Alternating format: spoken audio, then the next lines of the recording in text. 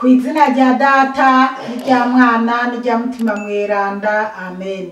Bana b'Imana dusangiye ukwemera muri Yezu Kristu, ndabaramukije mu izina rya Yezu Kristu. Nitugire Kristu. Turabandanya gusabikanya ijambo ry'Imana riri muri Bibiliya mu gitabo c'Abanyefezi. Tuzirikana ku kigabane cyaho cya gatanu duhereye ku karongo ka 15 kugeza ku karongo ka 20. Ijambo ry'umutwe tukibandanya kwisunga rivuga ngo ubuzima bushasha muri Kristu. Nimwitegereze cyane rero ukuntu mwigenza, ntimwigenze nk'ibibura bwenge, ariko mwigenze nk'incabwenge, zitagisha uburyo zifise ubu, kuko iminsi turimo ari mibi.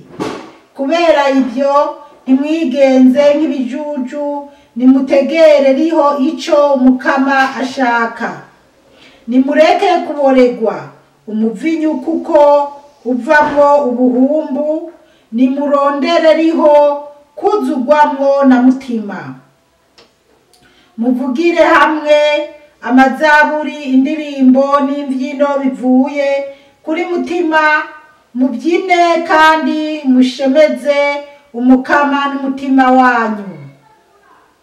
Mukengurukire Imana Data muri byose na hose ku izina ry'Umukama wacu Yezu Kristu. Bene wacu muri Yezu Kristu, iri ni ijambo ry'Imana. Dushimiye Imana. Aleluya, aleluya, aleluya, aleluya, amen, amen.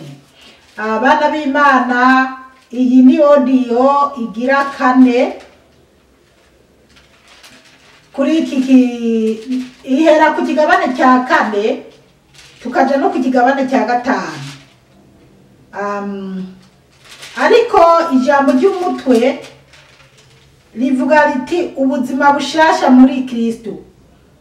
Twari tukibandanya kumviriza impanuro Pawulo aduhanura, kumva umuntu ingene akwiye kuba mushasha muri Yezu Kristu, akitandukanya n'ibyo abisi bakunda.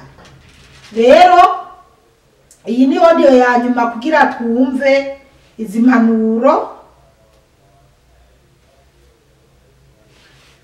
Haravuga ngo nimwitegereze cyane rero ukuntu mwigenza, ntimwigenze nk'ibibura bwenge. Ngo twitegereze cyane turabe ingene twokwigenza, ngo nitwigenze nk'ibibura bwenge. Bana b'Imana, ibibura bwenge ntimuzi ingene bimeze. Hariho umuntu avuka ubwenge butari ku gihe neza, canke se umuntu ashobora kugira ingwara ubwenge bukabadirika. Rero wewe uri umuntu uzi ubwenge, dufise ubwenge, twumva urukundo rw'Imana, twumva ibyiza by'Imana, twumva ayo Yezu yaboneye muri iyi si, mugabo tugaca twitwara nabi canke tukitwara nk'ibibura bwenge kandi dufise ubwenge. Imana yo mwijuru iduhe gutahura cyane. Ariko mwigenze nk'incabwenge, ngo ariko twigenze nk'incabwenge. Incabwenge ni umuntu yubaha Imana, umuntu agamburukira Yezu Kristu, nk'uko Pawulo yavuze ati amaboko yacu duyakoreshe turondera iby'ubuzima byo dutunga, ariko twongera dufasha imfubyi, dufasha abatishoboye. Rero twitware nk'abantu b'incabwenge. Incabwenge iramenya ingene ipanga umunsi, ipanga ibintu byayo bikagendera kuri gahunda nziza, kuko yasabye Imana kugira Imana. Erega naho mubona bisi biparatura bagapanga ibyabo bakagira ikinzo, nzoza gutera hande, nzokora ibi, nzobigenza uko.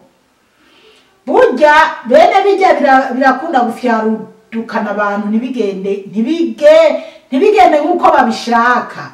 Ariko umuntu yapanze ibyiwe yabicishije ku Mana, agahamagara Imana ikamufasha kubipanga, bigenda neza. Haleluya, amen. 16 zitangisha uburyo zifise ubu kuko iminsi turimo ari mibi. Incabwenge uburyo bwazo bufise uburyo incabwenge itunga ryabo barikoresha neza. Nk'ubu incabwenge zitwara neza, incabwenge iraraba ikavuga ati sha isigeze habi basi. Incabwenge iraraba ati ibintu umwanya wari wose nzopfa nzobisiga kuki ntosangira n'abandi. Incabwenge iramenya kuja ku bitaro, iramenya gucira urubanza rwiza abaje bayigana.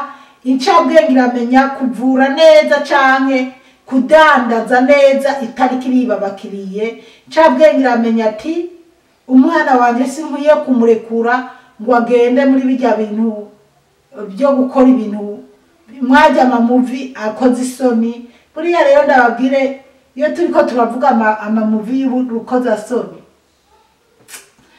abantu benshi muri iki gihe nabo barakina ibintu by'amamuvi, ariko urasanga haba no mu Burundi wacu hariho abantu bakina amamuvi kabisa ukabona ko bariko barakina ibintu byiza birimo n'inyigisho birimo n'impanuro. Ariko hari abandi bakina ibintu kibaza yemeye baramukamera, yemeye nukuri ndababwire Imana yo mwijuru iziraduha gutahura cyane mugabo kandi ababihisemo ni oke kuko ni gihe nyene burya turaza kubibona mu mwanya. Nicyo gihe nyene cyo mwisi isigezemo mugabo waba umukinyi w'amafilme rabi ibintu kina kweri si yo kuza kwitesha agaciro, gende gukina wambaye ubusa, gende gukina ibintu bizotesha agaciro n'abana uzobyara bazoza bararaba ibiri ku masoso media ngo ujye ari nyina. Uraraba kabisa munamba barire nkubitire no mu Rwanda. Kiye kuraba mu Rwanda ari ibintu bisigaye byarenze n'inkombe. Umuntu w'umumama yonkeje abana, umuntu w'umumama akaja ku gitanda canke akaja ahantu nyene akicara bakamukamera agasigura umubiri wiwe canke akavuga ungene iby'amabanga yabubatse. Ari umumama yabyaye yonkeje afise abana, ese abuzukuru bawe ntibaza barabona ujya n'inyogokuru, ujya ni mama kweri ku masoso media canke amamuvu dukina haba mu Burundi. Mu Burundi hari ibintu basigaye barihaye bimeze nyimba baraba bijya by'abazungu gacu usanga umuntu kweri aremera gukina yambaye ubusa. Ariko ubwo koko urazi ko hari gihe n'umuntu bizogera ikindi gihe bikamugira kwingaruka yibaza adashoboye kubikura hajya kuri social media yabishize. Imana yo mwijuru dutabare cyane. Rero rero haravuga ngo zitangisha uburyo zifise ubu kuko iminsi turimo ari mibi. Iminsi turimo ni mibi. Abanyabwenge rero tumenye ubwenge bw'ingere twitwara. Iminsi turimo ni mibi. Igituma ni iminsi turimo ari mibi niyo mpamvu abantu benshi bataye ibanga, amahera bayaronderera hasi kubura hejuru, bakemera kuja ku masoso media ku bintu by'urukoza soni. Iyi minsi turimo ni mibi mu bakiri bato.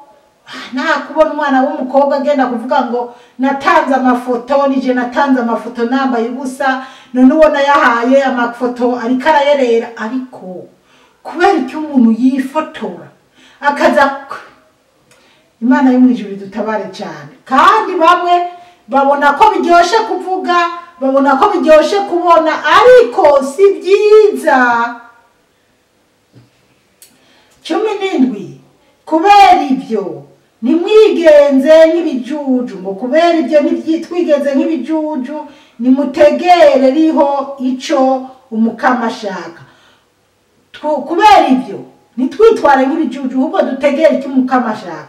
None abana b'Imana ko kumbure hari abazonyimba bakinama muvi n'ibindi bakavuga ngo nabavuze ko bakanyanka. Ubwoko kw'Imana niyishaka ko umuntu w'umuvyeyi aza gukura agashambara ku karubanda amabere akaja hejuru, igitsina kikaja hejuru, ngo ariko arerekana yuko yashoresheje kurusha abandi canke azi gusigura iby'umubiri n'ingene ibintu byari bikwiye guherera mu gitanda mu cyumba cy'umugabo n'umugore, mugabo bikaba bisigaye bijahajya ku ma YouTube kweri no ku ma Facebook n'ahandi. Nukuri abagira ibyo niba abandi Paulo yita ibijuju.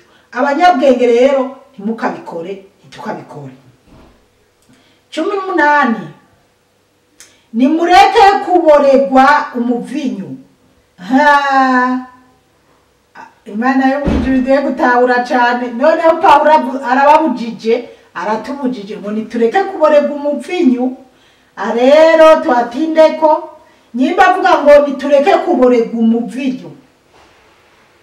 Hariho amadini atigeranwa na bukebuke, hariho n'amadini anywa atangorane, ariko dutahure neza nyimba Paulo avuze ngo tureke kuboregwa umuvinyu. Raba rero abo bagikemuye bagaheba kunywa burundu, abo baragikemuye niba koko babikora neza, batameze nk'ababandi baza barakagura mu ibanga. Hanyuma uwumwa nawe arabe ntaba ari karaboregwa. Reka tubandanye kuko uvamwo ubuhumbu, ngo kuko umuvinyu, kuboregwa umuvinyu biva mu buhumbu. Wanyoye waborewe, kandi muze murabe abantu benshi baja mu busambanyi bari mu bubare, banyoye baborewe ngo bivamo ubuhumbu. Nimurondere iyo kuzugwamo na mutima, ngo niturondere riho kuzugwamo na mutima, ubwo mutima mweranda w'Imana. Umuntu rero yaborewe mutima w'Imana wo muzako kweri. Rero jewe niyo mpamvu hari igihe ntegera neza kuba Imana yarambujije kunywa inzoga. Nyimba Yezu Kristo yarantoye ngo mvuge ijambo ry'Imana, Yezu akambwira ati mwana wanje unkorere. None noba nisutsemo za Heineken za Guinness kera narazinywa nka abona Yezu yamubuye kure. Haleluya, amen. Ndamushimira kubera urumumama.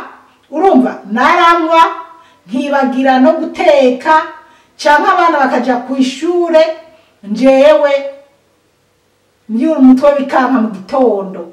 Australia rero ntabwo nzobona umuyaya aza kuntekera ibyonja cyangwa umuboyi wo kungaburira aho njyamye cyangwa oya, bisaba ko jenza kubyuka nkaza kubyironderera.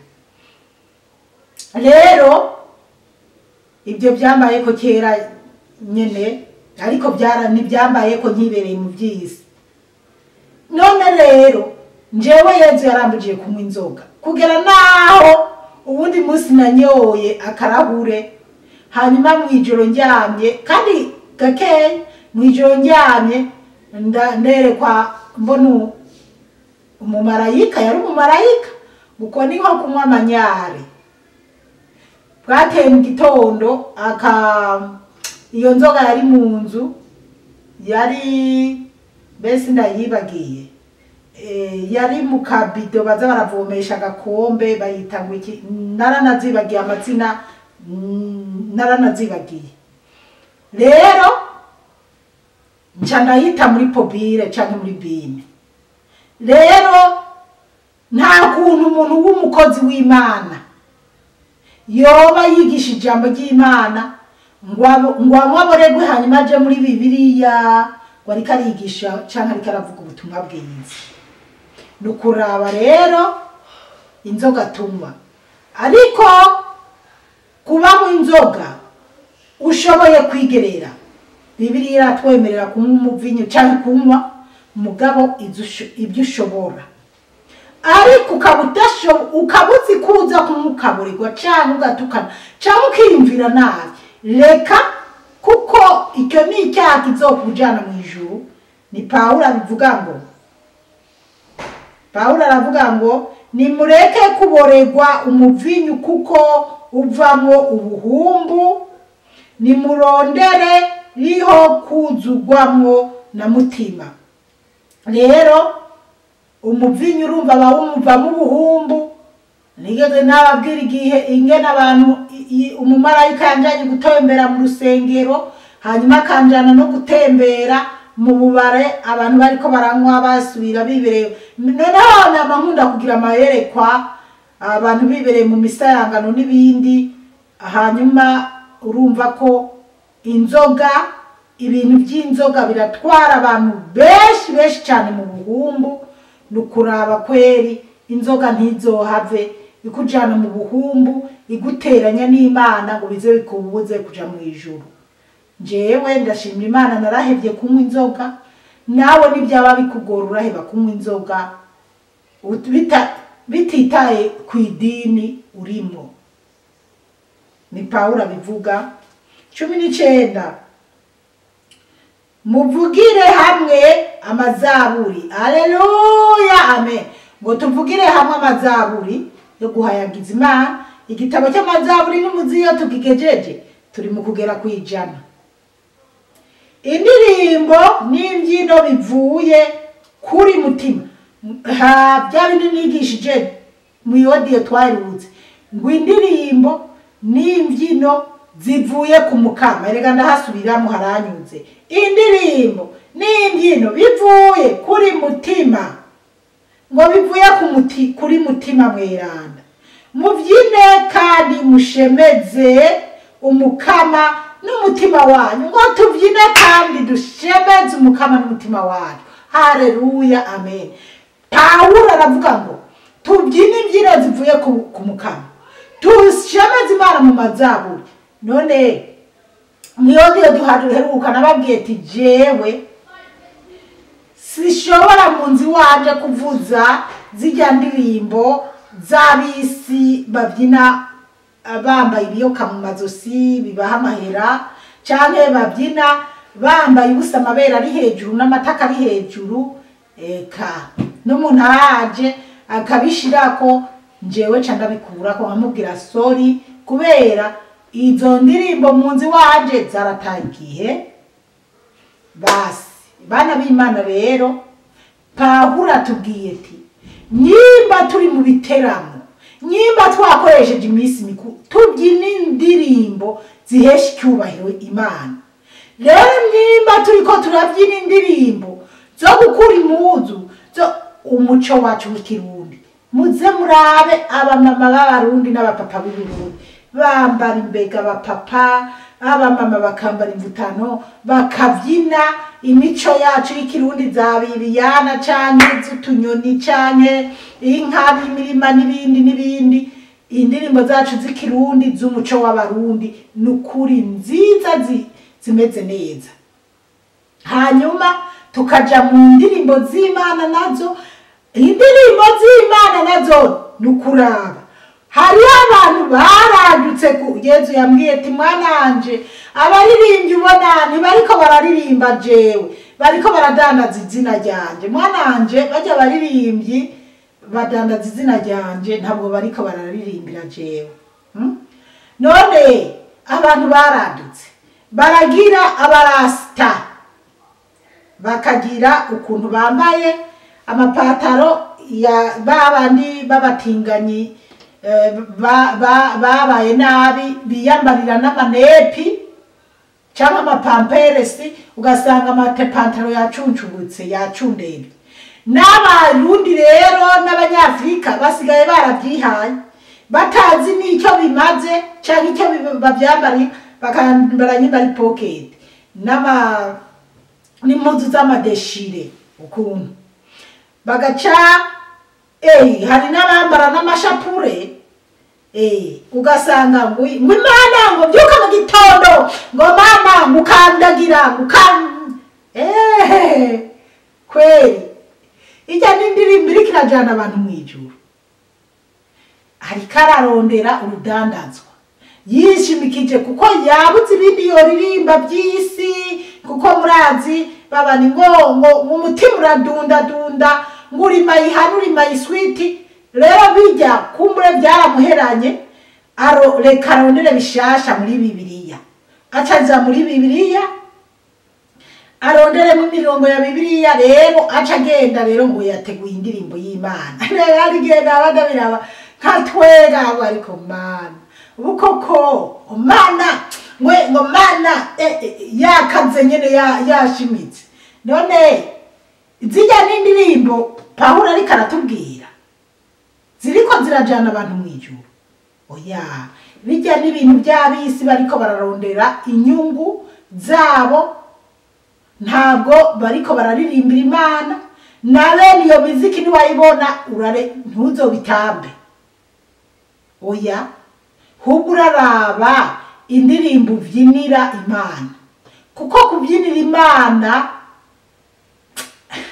bisigaye bitandukanye cyane n'ukuraba koko nyimba aba bantu bariko barabyinira Imana canke bariko barabyinira isi rero twihatire tubyinira Imana turabe ibyo dutamba turabe ibyo turirimbira Imana ntitujane n'abisi bariko baradandaza bibiliya canke bariko baradandaza ibyimviro byabo bitagira kepfo cya ruguru rero Pawulo ni waduhanura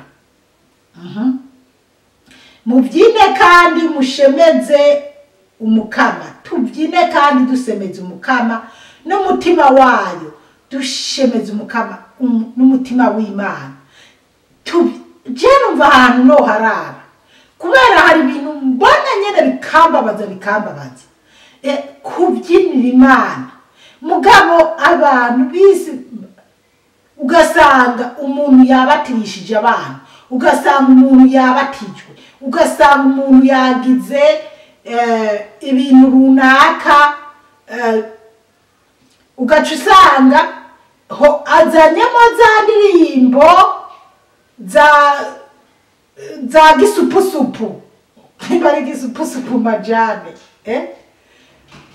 aho kweri abana bawe wabatirishije uriko urabajana mu bwami bw'ijuru abana bawe basangiye canke bakomejwe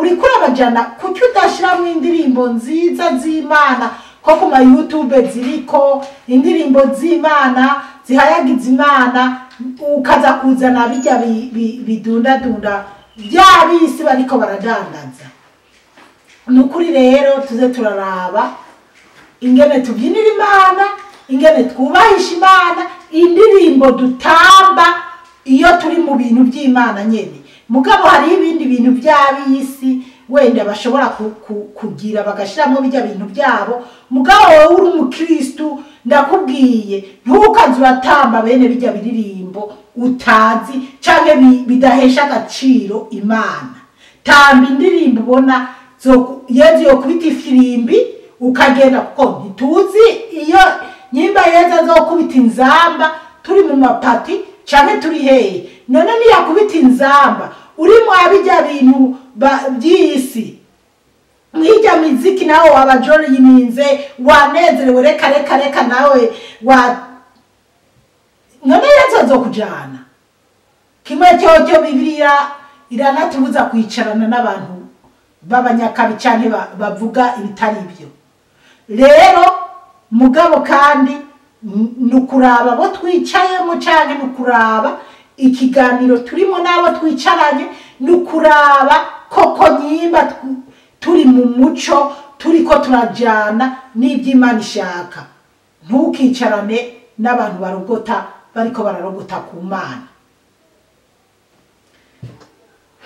20 ariko karongo kanyuma haravuga ngo mukengurukira Imana data muri byose na hose ngo dukengurukire Imana Data muri byose na hose ku izina ry'umukama wacu Yesu Kristu, ku izina ry'umukama wacu yatwitangiye ku musaraba Yesu Kristu. Haleluya, haleluya, amen, amen.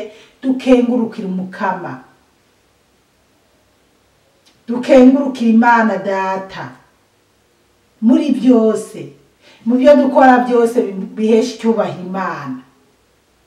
N'abisi turabakengurukira, tukirirwa turabyinira abo tutazi canke abaduhaye akantu runaka, kubera ko Imana yaguhaye umutima, ikaguha umubiri, ikaguha kubaho, kubona neza, utambuka, udakenguruka ngo ukoresha amaboko n'amaguru n'amaso mu guhesha icyubahiro Imana.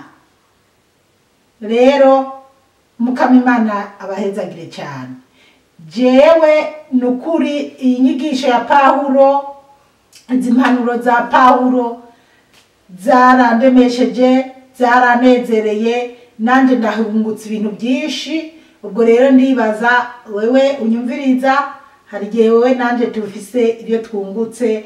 Pawulo ahezagirwe, akomeza dusabire no mu ijuru. Murakoze cyane, mwarahezagiwe n'Imana. Ku izina rya Data n'irya Mwana rya Mutima Mweranda, amen. Turagusenga Yesu, turakuninaza.